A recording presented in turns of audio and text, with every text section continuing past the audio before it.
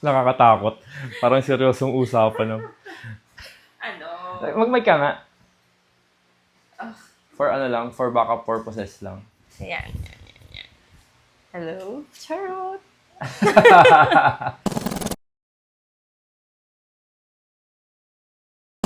Ano yung kakaiba na feelings? Feelings? Ano yung iba na parang mas tense ka ba ngayon? Yung mga ganon. Kumpara dun sa una mo. Mas tense, hindi tense yung tamang word, no? Para sa akin, hindi tense yung tamang word. Pero kasi, last year, parang tanga.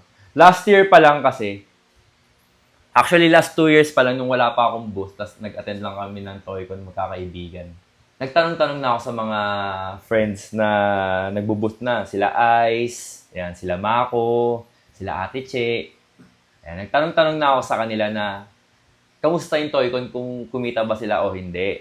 Yan. Sabi nila, ang lagi nilang sagot ng mga kaibigan ko, walang natatalo sa Toycon. So, dun pa lang, na-excite na ako. So, last 2 years pa lang. Natapos na yung Toycon last year. Excited na ako. Yan. Excited na ako.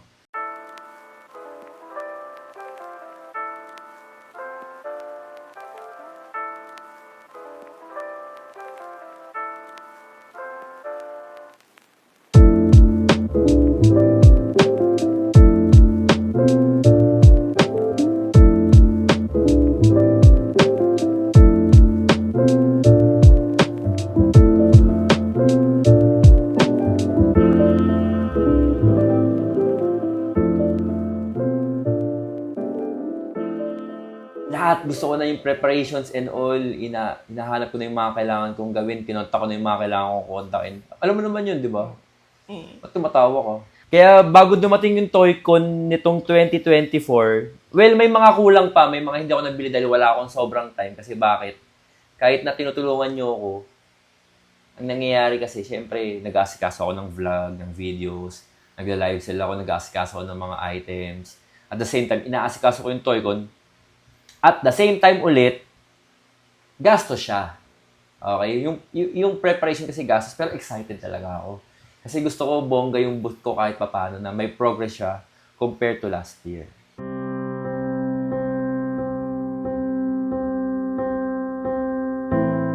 Sabi mo nga mas excited ka nung itong Toycon na to. Oo. Ano ba yung mga hindi mo nagawa last year na mas nabigyan mo ng focus ngayon? Parang ganun. Ano yung mga nag-iba? Hindi ko nabigyan ng focus yung sariling sa akin. So, last year, ang nangyari, parang, parang 60 or 70% ng dala ko last year is hindi ko item. So, yun yung isa kong pagkakamali. Siyempre, last year, hindi pa pumapasok sa isip ko yung lagi ko sinasabi sa inyo na mahalin mo muna yung sarili mo bago mo mahalin yung ibang tao. Para makapag-provide ka ng maayos sa ibang tao kapag nakakapag-provide ka ng maayos para sa sarili mo. So, hindi ko siya na-apply last year. So, in-apply ko siya ngayon. Parang total of 6 balikbayan boxes yung dala ko, pero isang balikbayan boxes lang yung dinala ko for consigns. Isa pa sa mga hindi ko nagawa last year na nagawa ko ngayon is excited kasi ako sobra last year eh. Diba? Kasi kasagsagan yun ng parang hype na Medj. Nakikilala kami ni Banots, diba? Hindi ko natambayan ng maigi yung booth ko. Or yung booth namin. Ang nasa utak ko last year is kailangan ko mag-vlog, kailangan ko makipag-mingle sa mga friends nang pumupunta sa iba't ibang booth.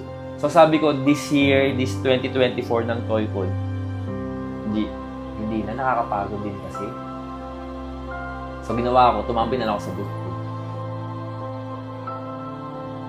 Yung isa sa mga hindi ko na focus last year na sa tingin ko kulang and kulang din ako sa kaalaman. Ito yung marketing. Yun yung isa sa mga naging problem last year. Kasi last year hindi pa naman din ako maalam sa proper posting and all. Well, until now naman din, hindi ko pa rin siya master, pero may progress na compared to last year. Kasi ngayon, naniniwala ako dun sa power of marketing na hindi ka dapat puro sales lang. Diba? Kailangan mag-focus ka sa marketing kasi dun ka makikilala bilang isang toy store. So, kung hindi ka makikilala, wala kang sales. So, ngayong year, doon ako nag-focus sa marketing. Nagpagawa ko ng mga logo ko, 'di ba? Nagpagawa ko ng mga stickers, nagpa-games ako. Tapos kada may mga unboxing videos ako na pinopromote ko yung Toycon and all. Ganun siya. Tsaka yung mga preparations, pinapakita ko sa kanila. Yun yung form of marketing na hindi ko naibuhos nung nakaraang taon. Tandaan nyo, pag di kayo kagapuan, mag-aasawa kayo maganda. Siyempre, bago nag-start yung Toycon, ingress muna. Paano yung naging experience mo this year? This year, ang init. Pero feel ko sa lahat ng event naman na nag-i-ingress, normal talaga siya na mainit dahil hindi nakabukas ang aircon. Pero, hindi siya kasi nakakapagod eh. Hindi siya nakakapagod. Ang draining lang ng init. Pero, Walang elevator ngayon. Walang elevator. okay naman siya kung ikukumpara mo last year. Ay, grabe yung last year. Sobrang grabe yung last year. Kasi, second floor yung Toycon sa SMX last year. So, kailangan ng elevator para mag-ingress and egress. So, dalawang elevator siya. Isang elevator going in and isang elevator going out. Para sa mga naglabas-masok na nag-i-ingress. Nasira yung isang elevator. Dami, laki yung. Dami. Hindi patandain niya lalo sarili niya. Okay na. Ayaw na. Ang saya ng ingress kasi pagdating namin, drop lang ng mga gamit, fill up na tayo ng permit. Tapos, pasok na agad. Ayos na agad. Walang hassle. Meron kayo dyan, di ba? Sabi na eh. Dati niya, paprint eh. 1, 2, 3, 4, 5, 7. Ay, bali 8 kami lahat. Sino ba yung mga tumulong sa'yo? Oy, gusto mo lang ma-shoutout eh. O sige, wag na. Joke lang. explain ko muna yung bago yung ingress. Dito tayo sa bahay. Kasi may idea na kami kung gaano kalaki yung booth. May idea na tayo dahil kaya pinaplan out ko. Kasi ako yung tipo ng tao na gusto ko hanggat maaari, yung sistema ang lahat. Na para wala nang hassle. Kaya alam mo naman ako yun. Yung booth ay 2x2 meters. So, sinukot na namin lahat. Yung rack, yung tables, yung pwesto ng rack. Sa awa ng Diyos, pagdating namin ng Toycon, walang natupad sa pinilano namin. Pero 2x2 meters yung yung booth. So, yun. Pero okay naman yung ingress dahil naging tayo di ba? Naging family, family power, family business, bumubulong ka tayo. Yun lang nakalagay sa notebook eh.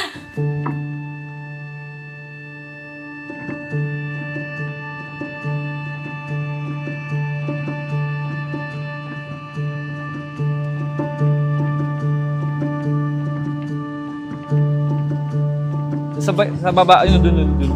Then, rin talaga, hindi ko rin magagawa na wala kayo. Hindi ko rin magagawa na wala yung pamilya ko.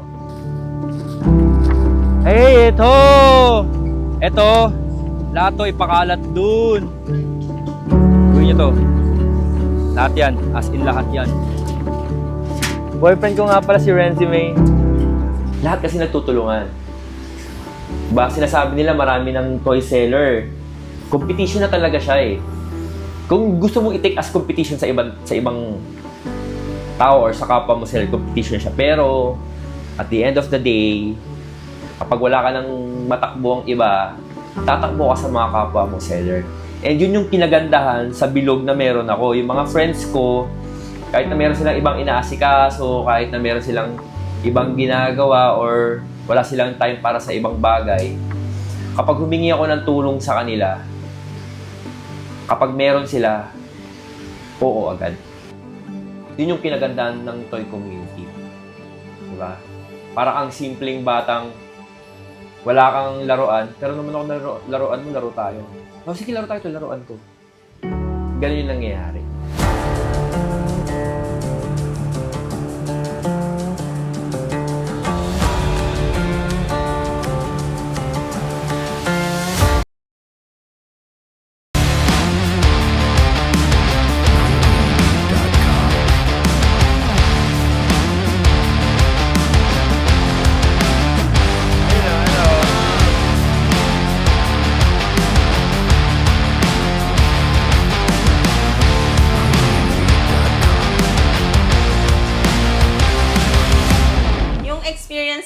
mismong Toycon, like nung day 1 to 3 na, magbigay ka, kwento ka, mga highlights mo, kumbaga. Ganun. Ano yung mga memorable na nangyari this Toycon for you?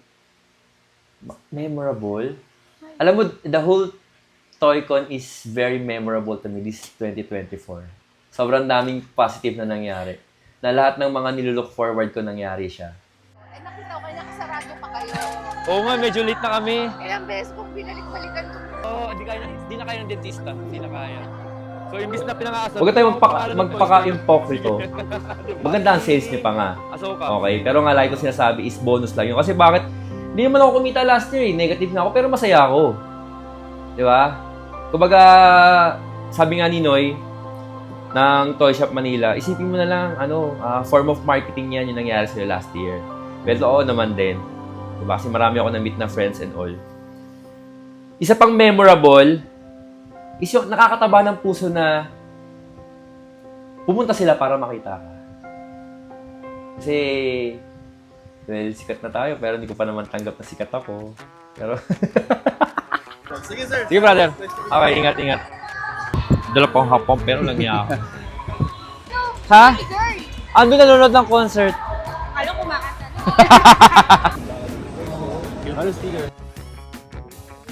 hindi pa. Alam mo yun? Kasi, ayoko ipasa sa kokote ko na ay kilala ka na. Hindi kasi ako ganun eh. Ayoko nang ganun. Kaya nga pagkakamalan ako masungit sa banda eh. Sungit ka naman. Lo, pero hindi no. Pero ang saya lang nung part na yun na ang dami nagko-comment sa mga posting ko na Benta ko siya wali. pupunta kami para makita ka o naman ganyan. So, baka mamaya gumagawa lang ako ng kwento, malay nyo, hindi joke lang. Pero ang saya nun. Nainggit si Ma'am Ann. Lagot ka na naman. Wolverine to eh. Nang uto ng collector ng Wolverine. Okay, Wolverine to. Bata ka usap. Bata. Kung mag-start po kayo ng Star Wars collection, ito po ang uunahin nyo dapat. Hindi masaya ang buhay. Sige brother, go lang. Ano yung sa tingin mo na ifo-focus mo naman next year na sa tingin mo hindi mo masyadong na ano ngayon? May ganun ba? Meron. I'm going to focus on my health next year. Napagsabihan din ako ng mga kaibigan kong seller, sila Marie.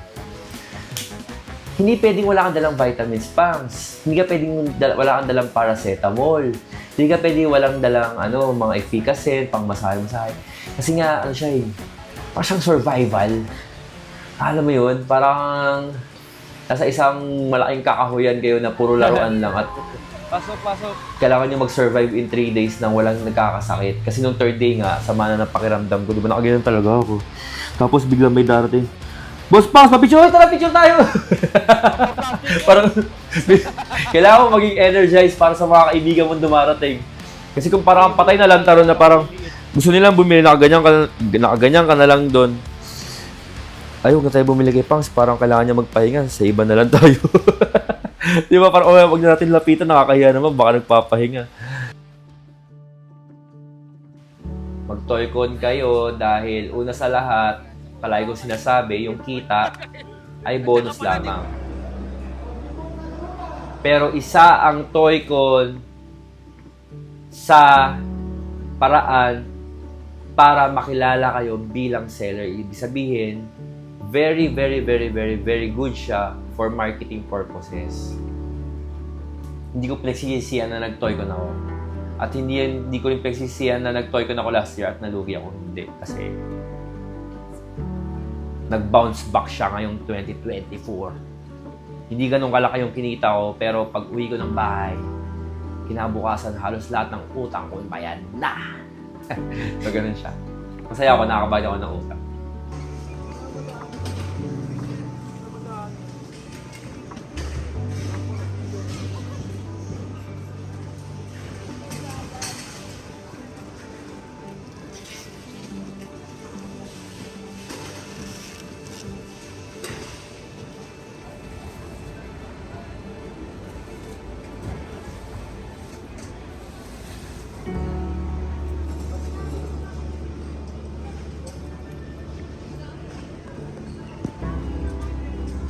Ang masasabi ko lang ngayon, mga brother, mga madam, kahit na anong ginagawa niyo sa buhay,